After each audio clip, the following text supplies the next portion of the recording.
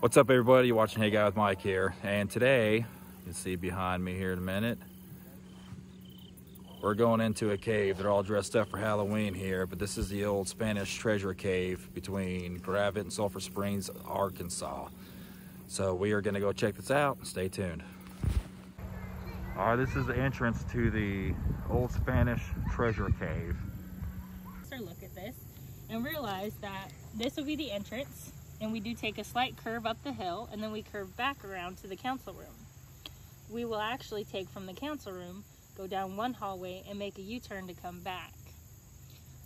We have another length of the cave that has been opened up for us to explore that they might not have had maybe in the conquistadors time period, that goes off of this area. That's wild. But you can actually see where it's been chiseled and etched into the rock. And we think, I mean, you can even kind of see where they might have tried to make another path right here. And of course, who knows what else they tried to put on here that just wasn't deep enough to manage the weather for the last 300 or 400 years. Wow, that is awesome to etch the cave into that.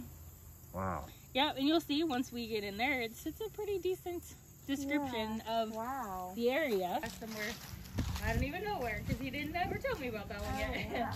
So there's a lot going on in here. Of course, we do ask, as in any cave, you don't touch any of the cavern walls or formations. Just watch your head as we go through.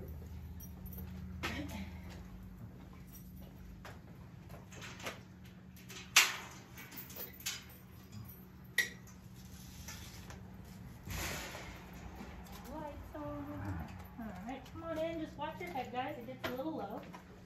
Just step right up there to that open area where the handrail is.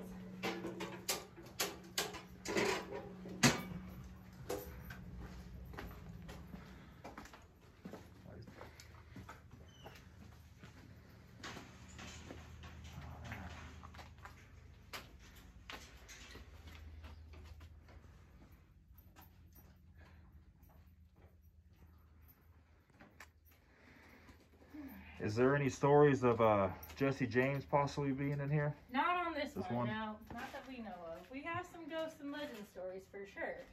And if you like those kinds of stories, definitely check us out on Fridays and Saturday nights. Paul is actually doing a lantern tour. And it's actually pretty neat. I got to do the first one, the jewelry. But there's actually a mineral with the onyx. So we have some of our formations that are made of that. Of course, there's actually a cave even in, I'm sure if it's on our side or Missouri side, our history. How far back that is your beliefs, and you can pick that time frame. But all these different layers actually come from that point. So when the water began to recede and then settle downstairs, it left all these different layers for us to take a look at. That's awesome. Now, we also have two different fossils that were ocean type fossils. One of them is right here. It's a little guy. You'll see up close as we go under here, but he's called a trilobite. He would be kind of like a horseshoe crab is now. And they were known to walk on the ocean floor. So we're gonna walk under here. This is kind of a duck walk. So once we get past the rim, you'll need to kind of duck down till we get to the other opening. That's our little trilobite. He's actually bigger than some of the ones we have on display in the cabin. And he's had a geomapper come in and all kinds of stuff. So, does it stay this temperature all year? Pretty much, yeah. 55 to 60 degrees for the most part all year round. So it's pretty comfortable, and it was really great for the summertime. Now down here, you see that big giant hole down there? Is one of Paul's projects. He has 6 or 7 going on at any point in time. Some we can see and some we can't. He's trying to find the treasure, isn't he? Oh, absolutely. 100%. There's no doubt in his mind that it's a possibility to be in here still. No one's ever claimed it, and there is definitely history that it might been here with the group that was here. Wow. So there's definitely a few different areas that we'll talk about, and I'll show you that definitely that he hasn't even been able to get to, and we're not sure how long it's been before anyone was able to get back there. So there's just so much going on in this little room. That's and just this room, yeah.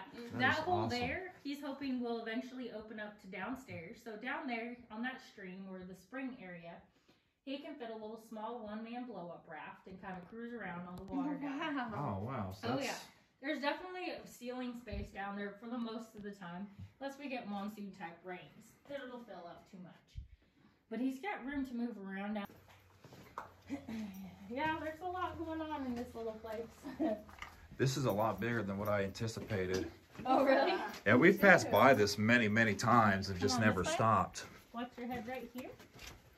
Yeah, I would have to say I've moved up here in 2018 and I kept saying, oh man, I need to go over there. Oh man, I need to go over there. And I was like, oh, I need a part-time job. Look, they're hiring. There we go. So this here is kind of like a really neat little miniature cavern. Well, what you might see in a big one. That is crazy. It kind of reminds me of like driving through Arizona. Exactly, yes. So yeah, the little flat tops and yep, I feel you. Because then you got all the little stairs and crevices and... Oh, that is... It's like a model cave in a cave. Yes, that's so cool. Wait till we get to the other side. Oh, jeez. Watch your head, guys.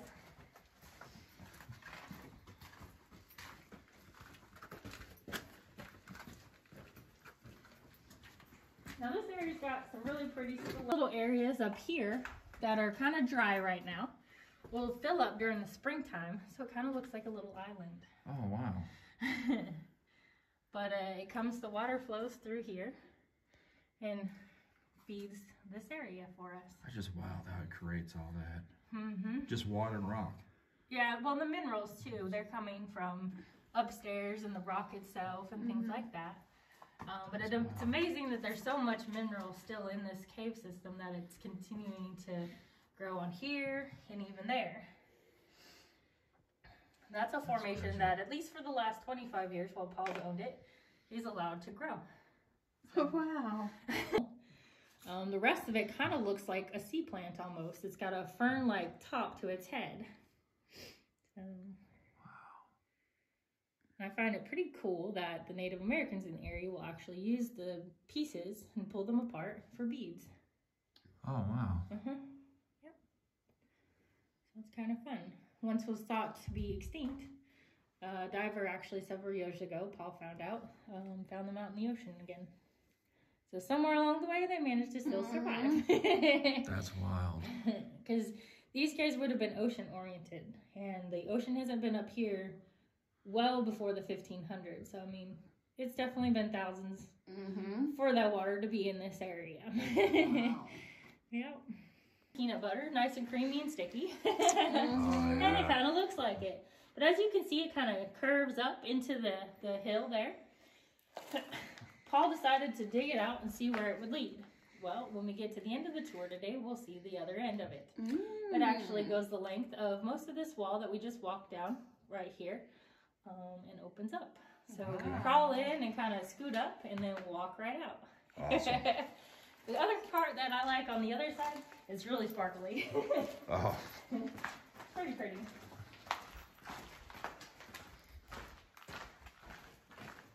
Yeah, this is a lot bigger than I would have ever imagined.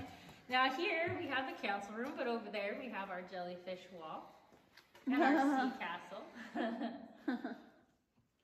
Of course, I don't know, caves without their lizards or dragons is just no fun, and he sleeps up there.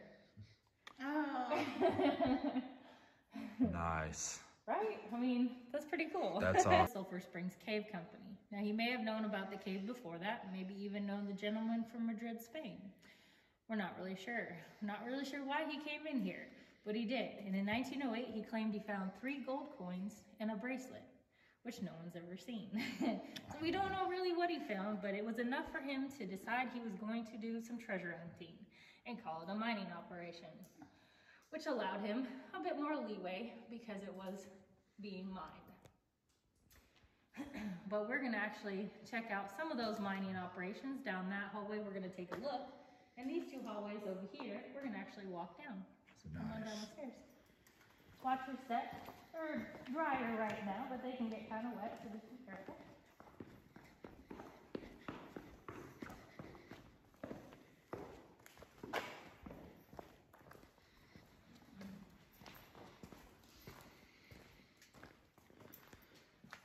Now down there you actually see some wheels and a track, and those are actually left from the mining operation that began in 1908. And they ran out of money by 1930. So they started doing a lot of different things to try to make it still work. But unfortunately, when they started their tours in 1940, it just never became a mining operation anymore. But that was all that was left, or so Paul was told when he bought the cave 25 years ago. Which is kind of cool in and of itself that it's still here. But about 2 years ago, and over the last year or so, they've dug out more. They had their metal detectors down here and were doing some maintenance. Well, they came across some more tracks. Oh, wow, yeah. And that middle one right there, he actually uncovered this summer. He didn't realize there was another piece there, because he only did on the outside thinking that 2 rails go in and 2 would come out. Well, there's actually a middle one that turns to go down into the hallways. But it was nicely stacked and completely covered up. So we assumed they did that. 1, probably that they didn't want people to know what they were doing. And 2, they were starting their tours. They may have used this hallway for people to walk down. This is one of those areas where Paul thinks may have maybe another opening to somewhere else. But there's a lot of, as you can see, wet, sticky stuff. So it takes a lot of work to get back there. I bet. So that one's kind of on the burner. Because it's not looking like it's got too much of an opening behind it. So he's like, yeah, we got other spots. Of course, as you can see, there's one of our really pretty stalagmites there. We like to call the totem pole. If you look at it close, you start to see those faces. Now, the treasure that may exist here, and Paul firmly believes does, is 3 chests of gold coins, a stack of gold bars, and a stack of statues. That was the research done in 1940, as well as by Paul today. So he's pretty certain that the journals were relatively accurate, and that would lead us to, in 1940, $40 million. 2020, probably a little bit more than that. Wow. We also don't know what kind of treasure it is.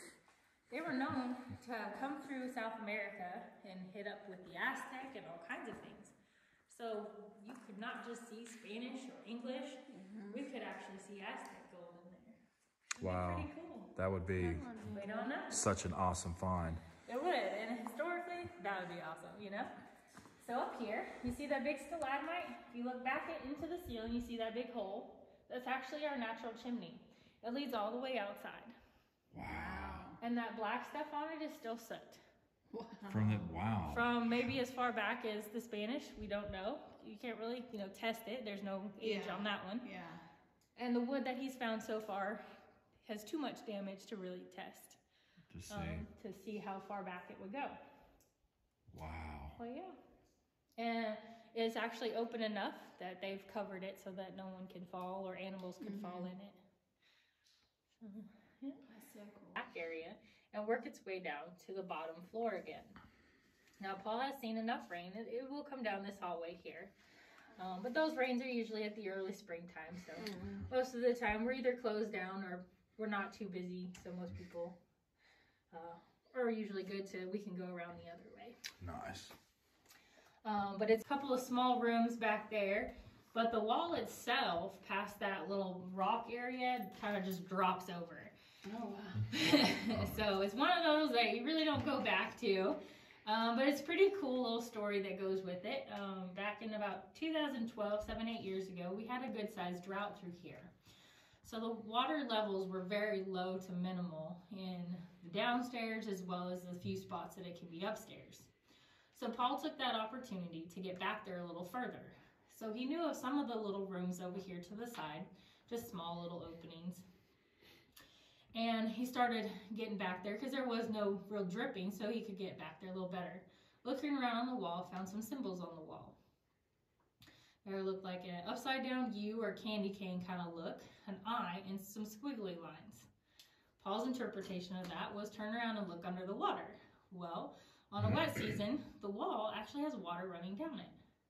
Oh. And of course it was dry, so he took the chance and the opportunity to take a look around. And while he did, he found a hole about this big that he could look through. And found another body of water on the other side. So there's water all over this place. Wow. But of course, it was pretty dried up right then. He could still see water back there, but it was pretty dry. So he started digging to see how far back he could get before it started to rain, because you never know when a drought's going to end. Rock and clay down here. Most of the floor is made up of rock and clay, and you'll find that even some of the walls have it on them. So of course he ran into some pretty slow steps getting back there. But he also started to run into pieces of wood. Little chunks and splinters of possibly what could have been planks at some time were just falling apart in his hands. So we firmly believe that someone at some point in time tried to cover that hole up. Now, of course, before he could get a big enough man-sized hole to get back there, it started to rain. And let me tell you, he said it went from 0 to 100 fast with water. Oh, jeez. That's scary. Yeah. So thankfully, he wasn't back there when that happened, and it, we had time to get everybody out and the equipment. It wasn't like it happened just overnight, but kind of. To the point though where now it's still too full to get anyone back there. And you don't actually see the water from this angle, even if you look over the edge. You don't see the water. It's actually hidden behind the wall.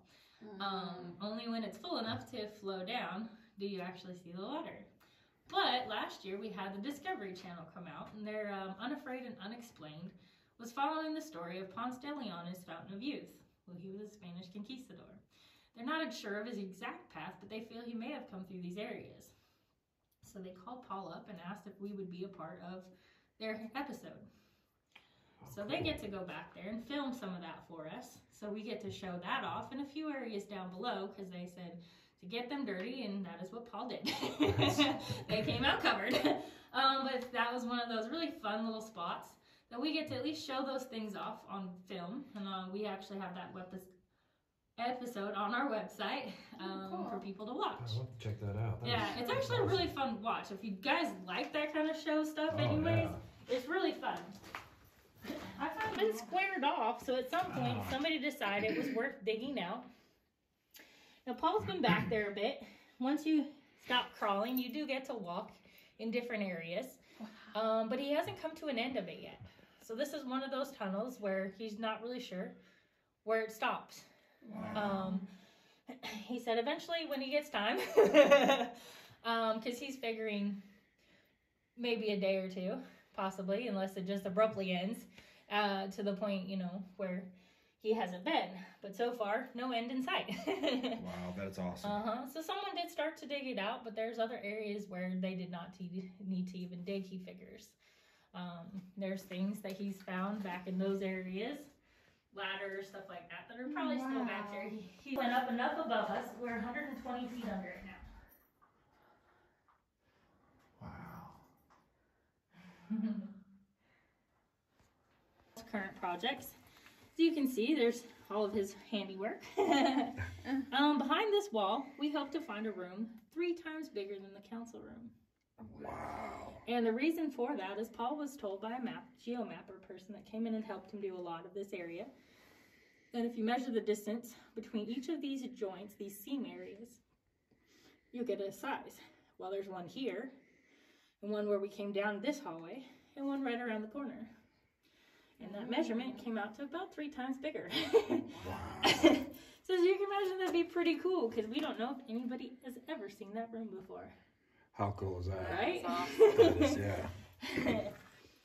Because there's a few areas that we know that Mr. Dunbar has closed off. At some point they hid or secured in between 1908 and 1930. But we don't know why.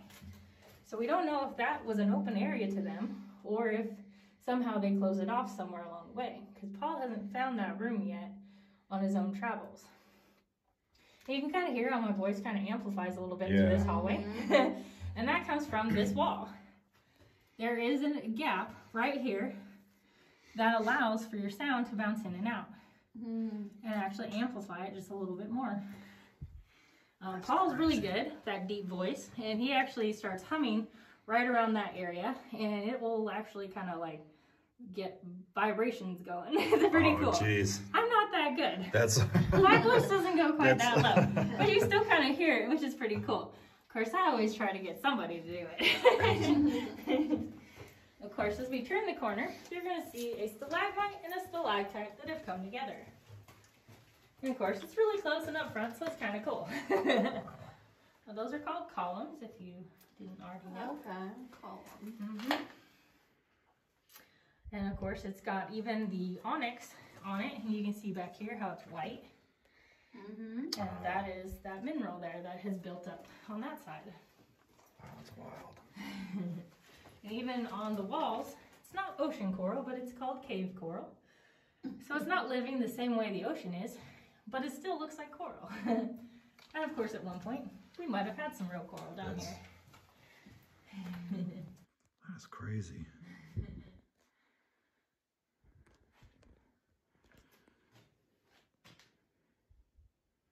When Paul bought the cave, he found all this stuff way back in the corner back there.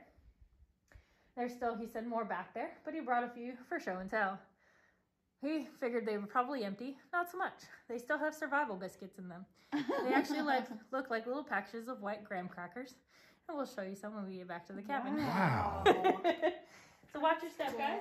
We're headed back down this. So like what year would that have been? Roughly 1960. Okay. Wow. Between I guess it would be like 19 and 1962. Somewhere in there. Watch your step, hold that rail. These are those biscuits they were talking about in those containers, and there, these are some items that he's found in the cave. He looks at that as aspirins in it. Okay. Well, that's something I need to know. Thank you. Okay, here's a brochure. Oh, awesome. Thank you. A dinosaur egg, fossilized dinosaur egg. All right, guys, that concludes our video at the old Treasure Spanish Cave. Thanks for watching. It was a good time. I highly recommend if you're in the area northwest Arkansas to check it out. Be kind, be awesome, be adventurous. Until next time, peace.